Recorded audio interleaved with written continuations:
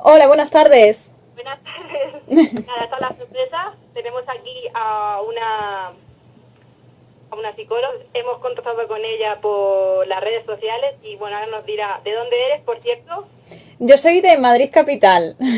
Bueno, pues nada, lo primero, bueno, pues aquí darle la bienvenida a Paula. Muchísimas gracias y por haberme contactado. La verdad es que es un placer estar con vosotras. Pues vamos a empezar si quieres. Muy bien. Bueno, la primera pregunta. ¿Qué hacer cuando no te quieres a ti mismo? Vale, lo primero es definir un poco, ¿no?, qué es eso de no quererse a sí mismo, ¿no? Los psicólogos entendemos esto de no querernos a nosotros mismos como un autodiálogo interno demasiado crítico, ¿no?, que hace que nos sintamos muy mal, con emociones muy intensas e incluso que llevemos a cabo conductas, ¿no?, que pueden dañarnos. Entonces, cuando ocurre esto, lo cual es difícil incluso de percibir para la propia persona, a veces pues le alertan personas de alrededor, lo mejor es recurrir al cultivo de lo que denominamos la autocompasión, es decir, cambiar todos esos mensajes tan duros con nosotros mismos por otros que sean más compasivos, más menos críticos, ¿no?, sin ese juicio constante, ¿no?, hacia nosotros mismos. De esa manera, desde luego, nos vamos a sentir mucho mejor, ¿no? Porque no es lo mismo estar fustigándome, ¿no?, de, jolín, qué mal lo hago, que soy un desastre, ¿no?, a decir, bueno, Paula, no pasa nada, tienes derecho a equivocarte, ¿no?, y haber hecho esto pues de esta manera o de la otra, ¿no? Entonces eso es lo primero. Si esto nos resulta demasiado complejo de hacerlo por nuestra cuenta, pues entonces es cuando recurrimos a ayuda psicológica. ¿Cómo se supera un miedo? ¿Algún consejo? Bueno, para superar los miedos, los psicólogos, bueno, han desarrollado la terapia cognitivo-conductual, que tiene gran evidencia, ¿no?, de estudios clínicos que han demostrado su eficacia. Y básicamente nosotros en terapia lo que usamos es un procedimiento donde lo primero que se hace es enseñar al paciente técnicas de relajación, como puede ser simplemente pues la respiración o la relajación muscular, y una vez que ha aprendido estas habilidades, lo que hacemos para superar el miedo es construir como una jerarquía de cuáles son esos miedos, ¿no?, o esas situaciones asociadas a eso que da miedo, para poquito a poco irle exponiendo en imaginación a esas situaciones temidas a la vez que practicamos la relajación que hemos aprendido. Es decir, el miedo estaba asociado a una respuesta de ansiedad, entonces lo que hacemos es asociar esas mismas situaciones a una respuesta de relajación. Por ejemplo, si te da miedo el avión, pues hacemos relajación y después vamos a imaginar que vamos a subir a un avión, pero ya de una manera mucho más relajada y de manera que ya aprendas esa sensación de relajación con subir al avión. Como siempre, como lo anterior, ¿no? Al final esto pues necesita de una persona que esté pautando el tratamiento, no es como para hacerlo en casa, ¿no?, uno mismo, ¿no?, porque necesita esa guía externa, sobre todo si el miedo es demasiado fuerte, ¿no?, y paralizante, necesitaría pues ir guiado de los pasos del psicólogo. De hecho, es un punto donde mucha gente abandona la terapia cuando le dices que la terapia para afrontar un miedo, una fobia, consiste en exponerse a eso que te da miedo. La gente, claro, recula, se echa para atrás y no quiere exponerse, ¿no? Pero al final, cuando nosotros evitamos algo, al final es lo que hace que realmente ese miedo se fortalezca más, ¿no? Porque lo evitas y piensas que todavía es peor de lo que es. Al final, el exponerte lo que te da es conciencia de, mira, no pasaba tanto, ¿sabes?, por esto que me da tanto miedo. ¿Algún consejo para la gente a la que nos cuesta relacionarnos? Bueno, al final, pues también es como toda la base de la psicología, hay una parte fundamental, ¿no?, de reestructurar los pensamientos, ¿no?, que a lo mejor son demasiado exagerados, ¿no?, sobre lo que implica relacionarse con otras personas, ¿no?, o miedos del qué dirán, etcétera, ¿no? Esas creencias, digamos, son demasiado inflexibles y ni siquiera son realistas, ¿no? Es como que magnifican lo malo de la situación, ¿no?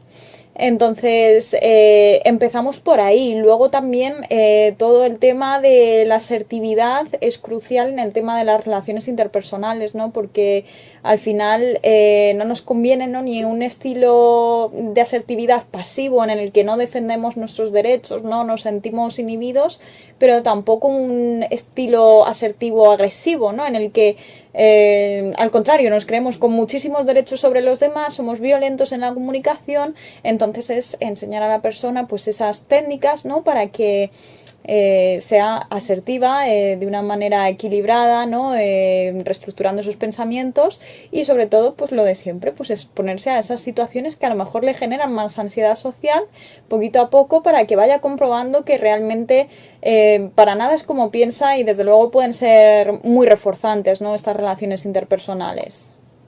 Que si alguna vez te has tratado con familiares y que si te afecta personalmente. Nunca he tratado con familiares, ni amigos, ni siquiera conocidos porque, bueno, no está recomendado. De hecho, el Colegio Oficial de Psicólogos en sus guías siempre recomienda no tratar ni familiares ni conocidos por varias razones, ¿no? Lo primero es porque seguramente sí que te afectaría, ¿no?, el ver cómo un familiar tuyo pues está sufriendo, ¿no?, o tiene determinados problemas, y por otro, es muy importante, es porque no sería objetiva, ¿no? Desde luego la labor del psicólogo es poder ver el caso desde esa objetividad que te da el no estar metida en el día a día de esa persona ni en el contexto de esa persona, y que realmente lo que haga o deje de hacer el paciente no te influya en tu vida. Pero en cambio, si yo trato a mi primo, pues a lo mejor influye lo que mi primo hace en mí, ¿no? Porque al final está muy dentro de mi área de influencia. Entonces, en ese sentido, ni nunca he tratado familiares, ni los pienso tratar. Sí que ha habido pues conocidos y tal que me han dicho, oye Paula, llévame tú mi caso y tal, pero al final pues lo que tienes que decir es esto, que no es posible y va a ser mejor tanto para el psicólogo como para el paciente. Bueno, la siguiente pregunta la voy a hacer yo porque a ver qué consejo me puede dar a mí, bueno, y a la gente que está estudiando oposiciones. Sí, al final, justamente hoy he publicado un post en Instagram sobre esto y sobre lo que los psicólogos llamamos el locus de control, ¿no? Muchas veces tendemos a tener un locus de control, es decir, a achacar nuestros éxitos o nuestros fracasos a cosas o bien externas o bien internas, ¿no? Es decir, si yo suspendo la oposición, al final pienso que ha sido todo por mi culpa, ¿no? Y en cambio pienso que los factores externos me están dominando, ¿no? Que pues tuve mala suerte con el tribunal, etcétera, ¿no? Entonces aquí el consejo es reevaluar un poco la situación, es decir, no todo es blanco y negro, es decir, seguramente en una oposición la mayor parte dependa de nosotros, tenemos realmente ese control que a veces sentimos como que se pierde, ¿no? Pero sí que es verdad que hay que aceptar que hay cosas que siempre van a ser ajenas a nosotros, ¿no? Incluso un factor de azar, ¿no? Entonces es básicamente como luchar por todo aquello que podemos controlar y que sí que está bajo nuestra influencia, ¿no? Como nuestras horas de estudio, los materiales que nos preparamos, etcétera, y aceptar aquello que, oye, ya se nos escapa, ¿no? La manera de corregir del tribunal, etcétera, eso no tiene sentido que tú te preocupes de ello, ¿no? Ocúpate de hacer lo que realmente está bajo tu rango de influencia, ¿no? Y sobre todo, pues tener una filosofía relativista, ¿no? Lucha por tu objetivo, ¿no? Esfuérzate al máximo, pero date cuenta de que en la vida también hay más cosas, ¿no? Y tampoco, incluso en el peor de los escenarios, que sería no sacar la plaza, tampoco sería tan dramático, ¿no? Y seguiría habiendo muchas cosas valiosas que pudieras hacer. De esa manera no te entra tanta ansiedad, ¿no? De si no saco la plaza, me muero, ¿no? Mañana, entonces... Bueno, también es mi primera vez, entonces... Claro. También los primeros nervios, Claro, es normal, y de hecho la ansiedad tampoco es negativa en un examen, es negativa cuando ya es muy excesiva, ¿no? Y ya te llega a bloquear, pero imagínate que vas a la oposición súper relajada, pero como si fueras a la playa, eso tampoco sería bueno, porque ese rendimiento, esa relajación tan grande lo que te hace es no estar focalizada en la tarea ni atenta. La ansiedad tiene su razón de ser y en el fondo no es nuestra enemiga, ¿no? O sea, en un examen un nivel medio de ansiedad nos puede beneficiar y mucho. Y eso, si alguien quiere hacerme alguna propuesta en mi Instagram, pues bienvenido sea. Y si realmente está relacionado con la psicología y con los temas que yo abordo, pues haré un post al respecto. Mi Instagram es paula_si consulta. Así que si alguien que me esté escuchando quiere mandarme un mensaje directo pidiéndome, oye, pues habla sobre la ansiedad de tal o lo que sea, pues genial. Técnicas o consejos para luchar contra la ansiedad. Sé que es muy difícil. Claro, pues lo primero, pensamiento racional, pensamiento crítico, ¿no? De realmente, pues como decía antes, ¿no? Y ya he insistido a lo largo de la entrevista, de si realmente es algo tan dramático, ¿no? O estamos exagerando. Y luego también técnicas como la relajación muscular, la respiración o el mindfulness nos van a ayudar muchísimo, ¿no? También a separarnos de la mente que está todo el rato pensando, ¿no? Y a como tomar los pensamientos simplemente como lo que son y no como verdades absolutas y cambiar nuestra manera de relacionarnos con ellos. En esta profesión, ¿cómo es el día a día? Pues el día a día con mucha formación, actualización, ¿no? de las nuevas tendencias, porque al final pues no deja de ser una ciencia donde salen nuevos estudios, etcétera. Te tienes que preparar bien también las sesiones, hacer las propias sesiones, ¿no? Unas son online, otras son aquí, otras allá. Pues lo que comentábamos, ¿no? Del Instagram, que requiere tiempo, pues hacer los posts y contenido de valor para estos pacientes, ¿no? Pensando siempre en ellos. Corregir test, hablar con otros profesionales sobre los casos clínicos, ¿no? Porque muchas veces no solamente actúa el psicólogo, ¿no? Sino que a veces está pues en relación a lo mejor también con un nutricionista, revisando casos clínicos. Es bastante variado, la verdad, y eso es algo que me gusta bastante de mi trabajo, ¿no? Como que no te aburres con la cantidad de cosas que tienes que hacer. Otra pregunta que te queremos hacer es si los pacientes pueden pedirte consulta siempre que lo necesiten. Sí, a través de mi página web, que es siconsulta.es, pues pueden pedir consulta y la primera sesión es gratuita, totalmente gratuita e informativa, sin compromiso, para ver si realmente es un caso que encaja en la terapia o es necesario derivar a otros profesionales por el motivo que sea, ¿no? Y las sesiones son de 1 hora con estas tareas semanales. Y al principio pues son sesiones semanales y luego ya se pueden espaciar más en el tiempo buscando esta autonomía del paciente, pero claro, a través de la página se puede reservar y se hace como una primera evaluación del caso para ver si es conveniente, ¿no? Seguir con la terapia o derivar o lo que sea, efectivamente. ¿Crees que todo el mundo necesita darse alguna sesión con un psicólogo?